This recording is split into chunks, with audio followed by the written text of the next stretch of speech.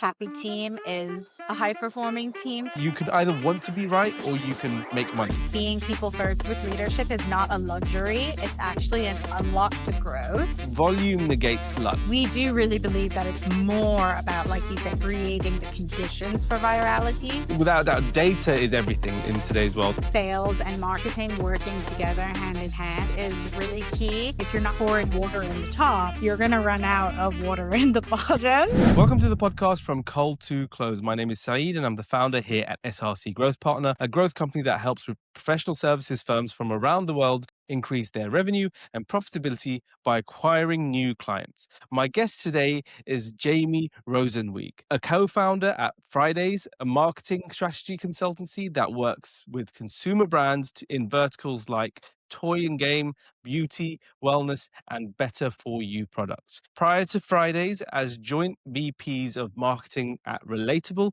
formerly What Do You Meme, Jamie and her co-founder Kelsey Hyberg notably helped scale the viral party games company to over $100 million ARR, surpassing Cards Against Humanity to become the leading party games manufacturer.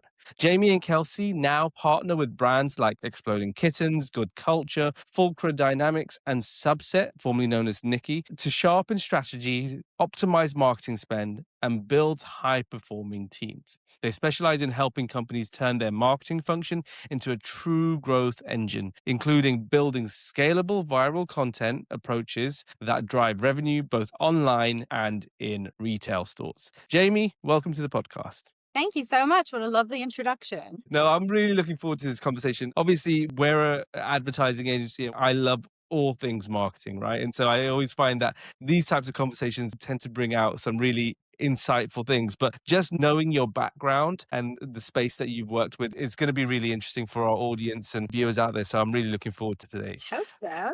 Awesome. Awesome. Well, I guess the best place to start is obviously I've done a bit of an introduction to you, but I guess for the viewers and listeners out there who don't know who Jamie is, maybe you can share it from the horse's mouth exactly how you would typically introduce yourself. Yeah, definitely. So my name's Jamie. I'm from South Africa, been in New York quite some time now. And I am in a long-term business partnership with Kelsey. We've actually worked together for almost 15 years and done lots and lots of different things together. So we actually started on the same first day at our same first job at an advertising agency in Washington, D.C. called Deluki Plus, which was one of the only agencies in D.C. that was really lifestyle brand focused, as opposed to like political or public affairs. And we both started as digital marketing specialists back when marketing and advertising agencies were bringing in millennials to do social media. And this was when social media, certainly social media advertising, but also social media marketing was really nascent. So I remember back in the day, there was one type of Facebook ad and it was like to get likes. So I don't know if that dates me a little bit, but we've really been involved in digital first marketing and advertising when social was really just entering the chat, if you will. And so we've been agency side, brand side, and we've run our own consultancy a few different times and kind of bounced between those things. We both do have a technical marketing background. Like I've done basically every kind of media buying that you can think of. I'm a self-taught copywriter. Kelsey's a self-taught designer. So, when we were climbing the ranks at the agency, we would kind of work hand in hand together like that. Lots of late nights. And, over the years kind of grew our skill set from there. We always like to think of it as kind of like every digital strategist has their majors and minors, if you will. And so our major has always been rooted in all things social on the paid and organic side. And then also obviously, worked with all different channels like Google, YouTube, Amazon, really like you name it, out of home, and done all the different disciplines. But that kind of social first, digital first part of it has always been at the heart of what we do. Love it. Love it. I mean, like you've got such an extensive and colorful background in the world of marketing in general. What does it take to build high performing marketing teams?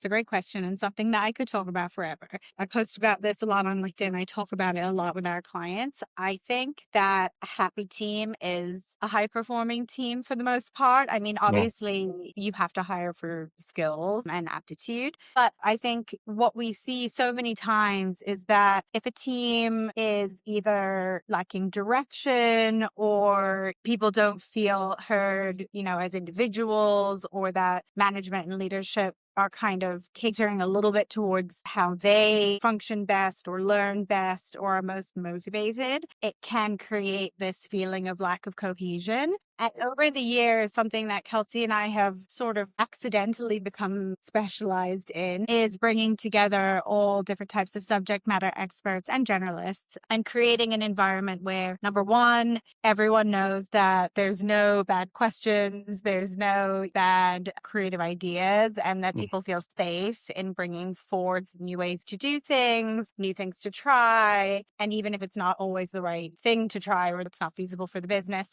cultivating that feeling of psychological safety with the team. And then also really taking the time to get to know people as people. Like, obviously, businesses are not charities, like, we're all trying to make a profit. But when you really understand what are people like outside work, what do they care about, what do they like doing, and also what motivates them, then you can really tailor your leadership approach to help them optimize for those things. Like, one person might be really motivated by financial compensation, another person might be really motivated by having more responsibility or mentoring other team members. And you kind of have to like tap into those things and give them those opportunities for growth. And we have found that when you do those things consistently, people just tend to blossom and open up more, and team cohesion becomes so much stronger. I think you're spot on there. And I think one of the things you mentioned there is that psychological safety element. I think it's really important as well. As marketing people, I think we are ingrained in understanding that testing is the way to go. You have to test Yeah, everything, right? Like you're optimizing, you're A/B testing, whatever it might be, a different campaign or whatever. And so when someone comes to you with an idea, people need to feel safe to be able to give that idea, and then it might be wrong, it might be right. You don't necessarily know, right? And the only way you can get good ideas is if people are comfortable in giving those ideas. And one of the things that I've learned from our clients and working with our clients and the background that I have in advertising is you could either want to be right or you can make money, right? And I'd much rather be in the avenue of making more money when it comes to campaigns, successful campaigns, rather than being right on a hypothesis. And I feel like that translates into a high performing team. If someone knows that they may be more junior to a senior person, but they have a good idea and that actually drives revenue or can drive profitability for a client, it can drive a campaign or something like that, that should 100% come to the table. And someone shouldn't be scared to go, is it my place? Is it not? And high performing teams, A players love that environment. And I think that having that environment as well as the other elements where you build in the cohesion, you learn about what makes people tick, without a doubt it really just filters through everyone, and then you can build a culture around that, right? Whereas absolutely. yeah, Yeah. for sure, for sure. I guess on the topic of leadership, how does people first leadership, how has that been a secret weapon to achieve high ROI for you guys? Yeah, I mean, we talk about this a lot, that a happy team and being people first with leadership is not a luxury. It's actually an unlock to growth. Because again, like, when, of course, like, a team is a resource, right? A team is a machine. Like, you're building a machine that is getting the company where it wants to go as fast and as efficiently and as well as possible. But I think really looking at people as people and thinking like, okay, here's the mission, right, of the team. But like, what is each person's like superpower, or like, what are they really good at? Are they in the right role? What could they maybe be doing or taking on, or are they really passionate about or great at that maybe, isn't exactly in their job description today, but would serve the team better, but also, help them feel so much more fulfilled in their role. And obviously those things have to align, has had really great results for us. Also, just little things like we were leading a team at Relatable during the pandemic, and it was a pretty challenging time, I think, for people personally going through that lockdown, going through, some people, a lot of our team we had hired remotely. They had never met each other. Some of them had moved across the country to join the company. And I think as leaders, recognizing when maybe people are having a hard time personally and they are to show it at work, but you can kind of tell that something's going on, and leading by example in those situations can also create, like you said, that psychological safety and that people first mentality. This is a small example, but I made the decision as a leader on a team to put my weekly therapy appointment on my calendar as like open to my team so they could see that I had a therapy session once a week. And just that, subtle move, it really shifted things where I felt like during my one-on-ones with my direct reports, people felt like they could open up about maybe like what they were going through or say, hey, I've been struggling a bit. Like, this is a really weird situation, lockdown in my apartment alone in a new city, or, whatever it is. And you're able to have those human moments where you, as a leader, show a little bit of personal vulnerability around a topic that is typically shunned at work, like mental health. It actually lets people know that you're a person, number one, and that like you understand that they're a person. Yeah. And that just, I think, makes people feel more seen and more free, or free to be themselves and show up more fully at work. And that actually leads to better productivity outcomes. For sure. For sure. I think you raised such a great point, and it's the fact that there are some jobs that are jobs for people, right? And they will see it as a job, and they will turn up and they will clock in and clock out, and they will go home, and then they can be vulnerable in their day to day, and they don't feel like they can be their full self in their job, right? And when you can merge the two sides where they can be their full self at work and outside of work, and that's where you bring the best version of people. And from what you said there, with that slight little tweak of just showing a bit of vulnerability, opening up for others to then be able to understand that it's okay to over here at Fridays, you can open up. Like, you might not be able to open up across the street from here, but like here, this is the place where you're all good. And that will naturally bring an affinity towards leadership and productivity as well. So I think it's really interesting you said that and those little touches there. I want to move into the world of marketing a little bit in terms of there's a lot of content out there and people talk about going viral and influencers say you got to go viral. Why is virality in marketing? Why is it not luck? Is there something about it? Is it about creating the conditions for success? Is it something different? Like, how do you manufacture virality? Yeah, yeah, I love that question. We've all joked that when you work on a team or with a client or someone, they're like, make it go viral. It does seem like luck a lot of the time. And honestly, some of it is. There is an element of something kind of catching fire, but we do really believe that it's more about, like you said, creating the conditions for virality. So as a brand trying to grow and scale and tap into virality as part of the marketing engine, it's way more important to create systems that provide you with the scale and the scalability to take more shots on goal strategically with certain really technical and concrete elements in place than it is just throwing things at the wall and seeing what will stick. So obviously you can set those systems up and create those conditions, and not every piece of content is going to go viral, but you're giving yourself the best shot by making sure that the inputs and the infrastructure are set up for success. And then you tend to get more of those viral hits as outputs. It reminds me of saying volume negates luck, right? And if you have the systems in place to be able to go, okay, you're able to hit volume, hit the right, if you have good copywriting, if you have the right points, if you know exactly, okay, certain formats work, this, you're going Exactly. through a process of seeing what's working. How can you replicate that? If you have those systems in place and you do enough volume, there's no reason why one doesn't hit, two doesn't hit. And then before you know it, a few more snowballs, and then people think, oh, you're always viral. Well, it didn't start off that way, right? And No, it that, didn't yeah. start off that way. And part of it is also you learn as you go, right? So like you're leveraging volume with like a strategically built kind of system or approach.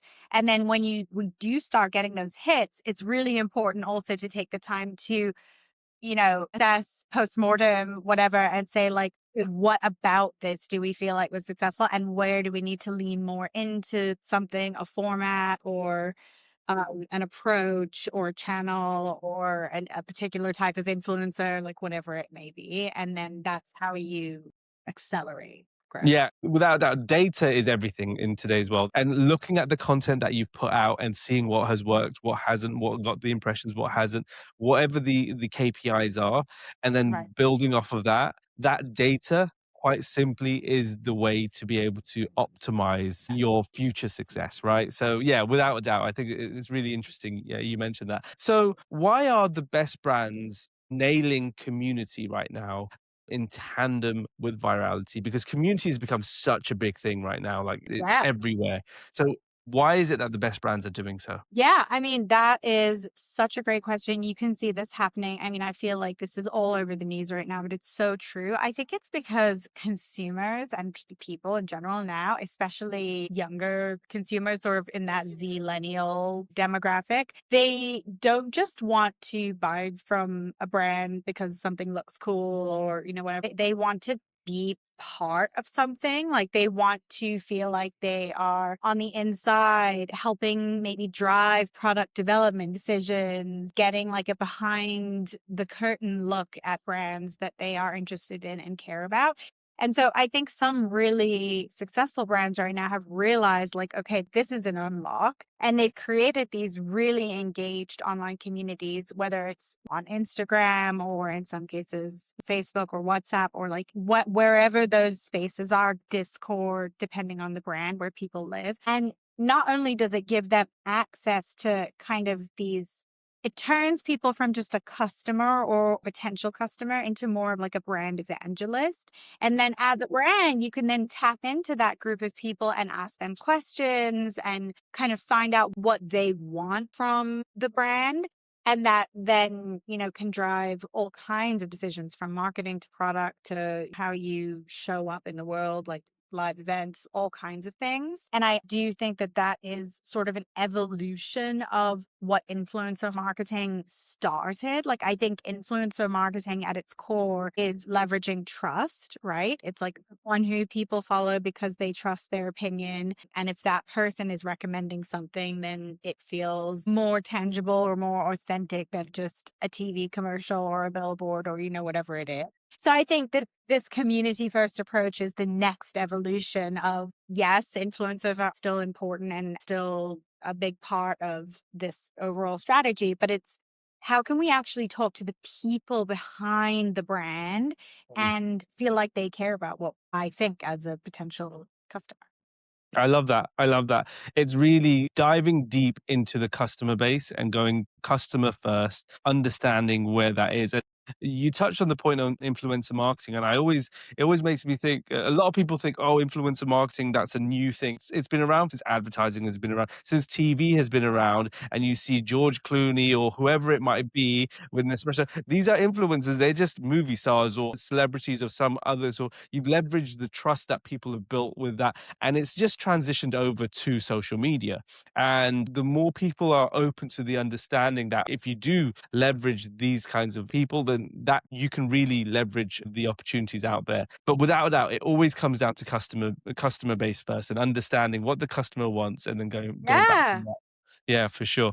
Yeah, and social media, these community platforms have made that so much more accessible now, Accessible. right? Yeah, I mean, we for used to sure. do surveying, we used to do focus groups, and we still Yeah. use the tools, but there's new ways to kind of have that more personal connection with your community. Without a doubt, without that. I want to touch on slightly moving towards paid and kind of like really because paid, especially with big brands, e-commerce brands, and so on and so forth, is a real avenue that has elicited a lot of success for a lot of brands. So I kind of wanted to touch on this very short, briefly. But what kind of funnels in paid are you seeing is really working for the big brands at the Yeah. moment? Talk to me That's about that. such a broad question. Every brand is different, but what what I will say, if you want to talk about kind of like trends, right? I think it can be very seductive to build these funnels that are middle and bottom heavy that, harken back to like the D2C only days. And certainly there are a lot of brands that are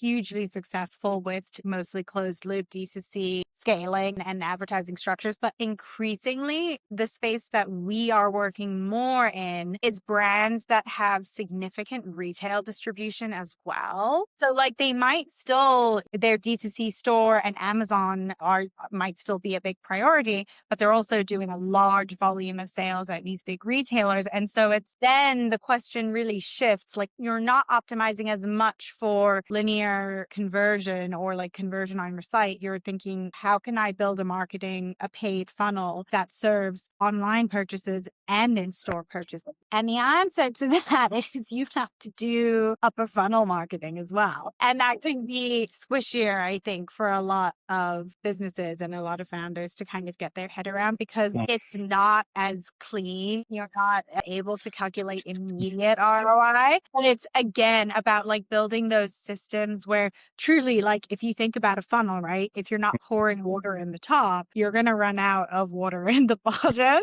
Yeah, without a doubt. And so it's about kind of building long-term scale and long-term growth by investing in awareness marketing that serves the middle and lower funnel. So like that is really what we are seeing and focusing on a lot with our clients is those holistic funnels. I absolutely love that point. And I think it's a really important point that a lot of people miss. And a lot of people want to get the trackable ROI that goes, I Don't we put all, yeah, right? exactly. Yeah, exactly. And it's an understanding. And to be fair, once you get used to a trackable ROI, going further up the funnel, there's like, oh, but can I not see the numbers? Like, what are the numbers looking like? And it becomes a case for the founders or the leadership team to then start going, okay, well, it's a mindset shift, right? It's more about brand, right? It's about evolving the brand. Yes, you're going to have a layer of bottom of funnel, a layer of middle of funnel, and a layer of upper funnel awareness marketing involved. But it's really about understanding that if you're going for the long-term play of building brand, that's how you have to do it. You have to understand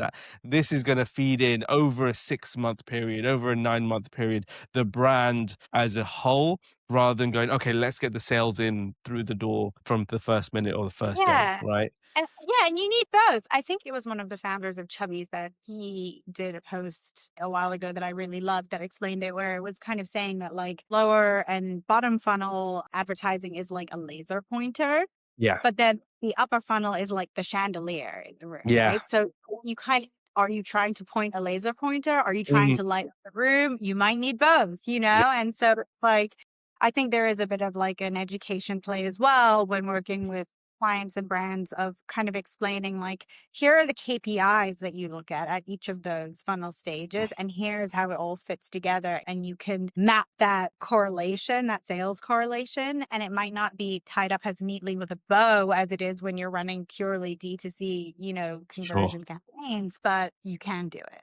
Without a doubt, without a doubt. I guess the last question I have before we jump into the next segment of the podcast is, and this is probably, as you probably said, broad, but what do you recommend is the fastest route to scale for brands? The fastest route to scale. Okay. Well, you have to have great product at the heart of everything. That's usually the start, right? Then I think this might not sound like a typical marketer, but I think sales and marketing working together hand in hand is really key. We've always had great relationships with the sales teams at the Yeah. brands that we have worked at and with. And so they are making the magic happen of like getting products in stores, right? And on shelves. And then Mhm. we hopefully are making the magic happen of getting the products sold off of digital or physical shelves. And I think having the right team in place is really, really important if we're talking about marketing specifically, obviously on all sides, but really thinking about like, what is the goal? And who are the people that we really need in order to build this engine for scale? And then, having really intentional strategy, having a testing and learning mindset. Like if you don't feel like you can take risk to some degree, you're not going to be able to scale really fast. but sort of managing that with designing a really airtight KPI and measurement system of like, how are we holding ourselves accountable and what are the guideposts along the way so that when we are doing that testing and leaning in and spending more, that we kind of know that we're following those green flags along the way. Love it, love it. You're spot on there. And I think I love the point you mentioned between there needs to be a little bit of a harmony, I would say, between sales and marketing. And there's that Yeah. age-old adage where sales complain that the leads aren't good enough to the marketing, and marketing complains about you're not we're giving you good Yeah. leads, you're not closing. And so 100 well, the way we see ourselves, we're growth partners, right? And so we're exactly the same. We're like sales and marketing need to be intertwined. If you're not there, Yeah.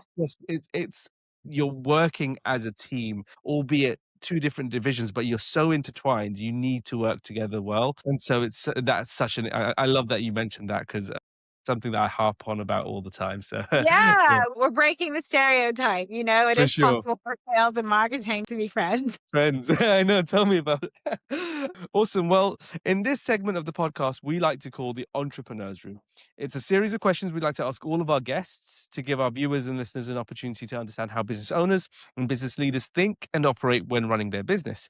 So, at this stage of the podcast, I always like to ask the same question, which is how are you currently spending your days as a leader of the business? Oh my gosh, what an interesting question. Well, we're an intentionally small consultancy.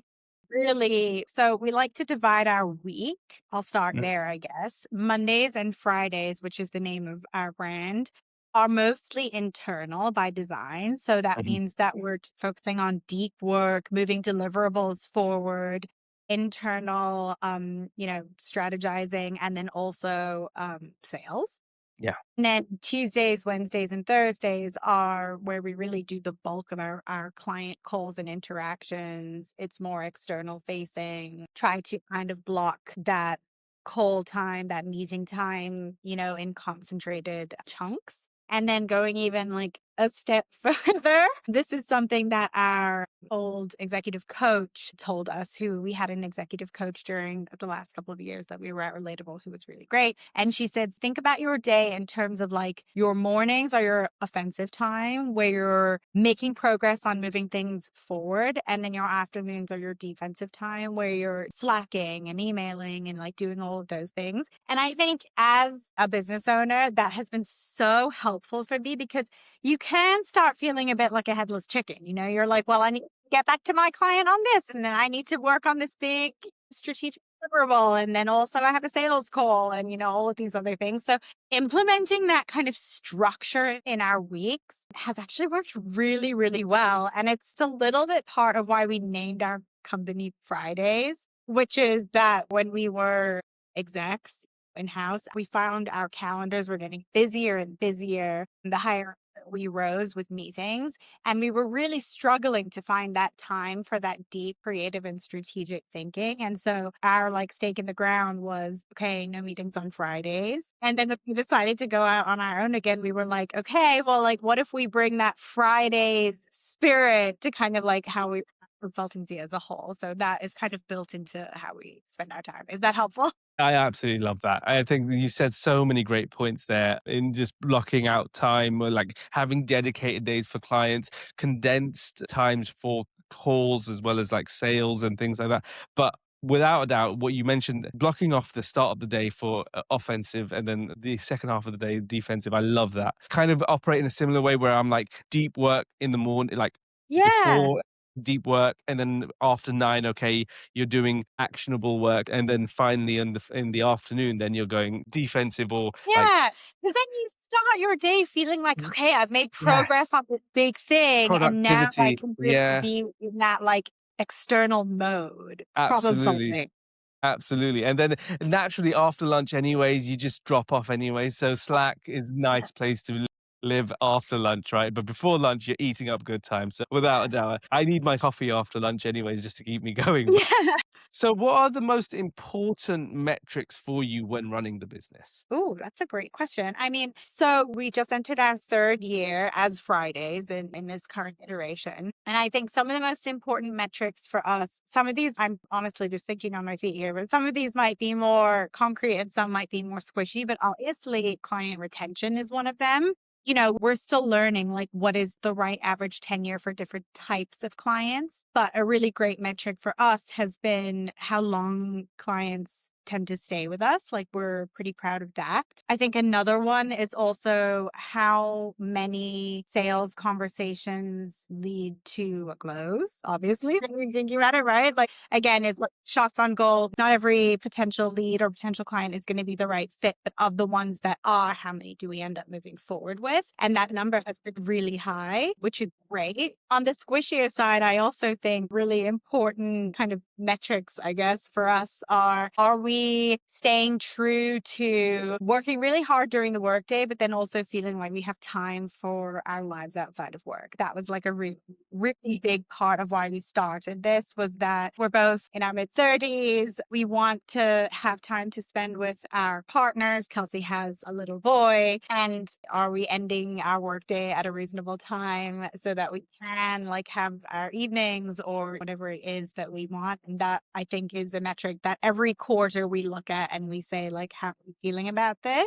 And another kind of squishy one, but one that we really love, is like, are we only working with nice people? That was a really big one as well for You'd be us. surprised. A lot of people have come on this podcast and mentioned the exact same thing. It's like Really? working with good people and like the right types of clients is such a, especially in consultancy, it's so big. Like, because Yeah. it's the experience you have in your own, like working with good people. It makes work way more fun, and and it's more enjoyable. So I love that one. Yeah, for Yeah, sure. and I think like I've really learned, I'm kind of the sales lead of the company to like de facto. And I've really learned over the last 3 years or 2 and a bit years that it's a lot like dating. Like, when you're having conversations, if you really feel like you're having to sell super hard and sing for yourself, or like it's probably not the right fit. And if it feels like there's just natural understanding of the value on both ends and it feels like a really natural conversation, that's probably a good fit. For sure, for sure.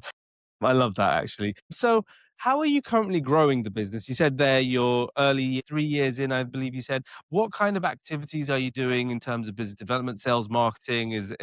Yeah, what are you doing to grow the business? Yeah. So, I mean, I would say it's multi-pronged. We've experimented a little bit with outbound, but I really want to do more of that in the Mm. upcoming year. I would say so far, the ways that we have grown the business the most have been through, we've built a really robust referral network kind of over the past 10 years, not just at Fridays, but like in our role as leaders. And even previously when we were running at our old agency before we went in-house at Relatable, we've kind of amassed this really great network of folks doing complementary things to what we do and past clients. And we love to bring people in on projects when it makes sense. And then, they tend to do the same for us. Clients have been really lovely and enthusiastic about recommending us. And then also LinkedIn has kind of snuck up as a pretty good kind of way in for us, where I try to spend a little bit of time on LinkedIn every week, just posting my thoughts, also reposting stuff from clients. And more people in the last year have started saying that they have found us on LinkedIn.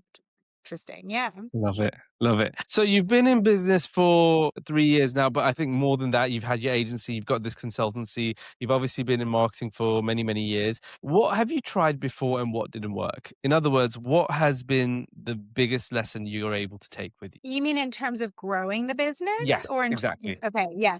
So it's really interesting. When we decided to go back out on our own, which was, I think, end of 2023 or very early 2024, we didn't really know exactly what our offering was going to be. We knew that we wanted to do something like fractional CMO style, but we were just kind of feeling out the market, and we tried outbound at that stage, but we didn't really have like a firm, really defined offering. And that like didn't work that well for us. We had a lot of really lovely conversations. People were incredibly gracious with like getting on the phone with us, hearing what we were thinking about, what we were trying to do. But I don't think that outbound was the right channel at that time when we didn't have like a super defined their offer and strategy.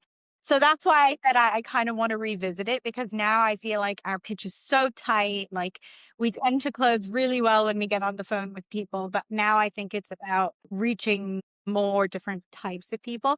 We also have different verticals in our business. And I would say toy and game is a really friendly and referral based space where people like to recommend you. And then the other parts of our business have been more kind of like doing webinars, get in front of different rooms of founders, kind of knowledge sharing as a lead magnet, and then getting more business that way. So I think, yeah, like I haven't like quite cracked an outbound strategy, but I feel like, yeah, I don't know, is LinkedIn kind of an outbound strategy? Well, LinkedIn outreach is very much an outbound strategy without a Yeah. doubt. So it definitely works for sure. It's been more of a content strategy though for Yeah, us, honestly. exactly. LinkedIn works really well when you have content, or actually just spamming people with messages without any content. I get That's never so good. many of I know. those. I Tell me about know. it. Last few questions. Where do you see Fridays over the next few years? Where do you want to take the consultancy? Where do you want to take the business? Yeah, that's really interesting. So I think we formed this business really intentionally to be a lifestyle business that we focus on working with kind of a smaller client list at a time and doing really great work as opposed to growing into a really big agency. And we get asked quite often, like, are you trying to scale? Or are you trying to grow big? And our answer is like, not really. I think in the next few years, we could be a little bit bigger than we are now. But I think it will always be focused around what is at the heart of the work that we do, which is being a true extension of our clients' teams and being pretty embedded with them and being able to really drive significant impact as a partner. And then, sometimes you have your Mary Poppins moment, and then they're ready to go on without you, and then you bring in the next one. And that feels really good. Like it feels really fulfilling. And so right now, I think the vision is to kind of keep it like that, maybe slightly larger, but not too Mm. much. I love it. I love it. I mean, this conversation has been really, really great, and I've had a thoroughly enjoyable time. So thank you very much for sharing your Uh-huh. time, Jamie. I like to end every single podcast with the same question, which is, if you had a magic wand you could wave to solve one business problem, what would that be? That's a really good one. I'm probably going to sound like such a cliche as a consultancy owner right now, but I think it's managing like scale, right? I feel like sometimes you're so busy that you are having to turn away folks. And then other times you're like, okay, like I have a little bit more capacity. How do I fill that in the right way? So if I could wave a magic wand, I think that would probably be the thing that I would most want to solve. The famous feast and famine cycles, right? Yeah, yeah, yeah, for sure, for sure. It's the nature of the consultancy, right? Like lots of work comes in, and then when you have capacity, you're like, okay, let's go out and get some more work, and so on and so forth. Yeah. So yeah, I love that. I love that. Well, Jamie, thank you very much for sharing your time today. It's been really great, and I know that our viewers and listeners will thoroughly enjoyed this. For all those out there who may want to reach out to you, who may want to find you, how would they reach out? Where do they need to go? Course. Well, I mean, you can find us at wearefridays.com, or you can reach out to me at Jamie, Jaime at wearefridays.com, or just TGIF at wearefridays.com. I love it. We'll put everything in the show notes anyways. But Jamie, again, once again, it's been an absolute pleasure. Thank you very much. Likewise, thank you so much for having me on. I had a great time. Amazing.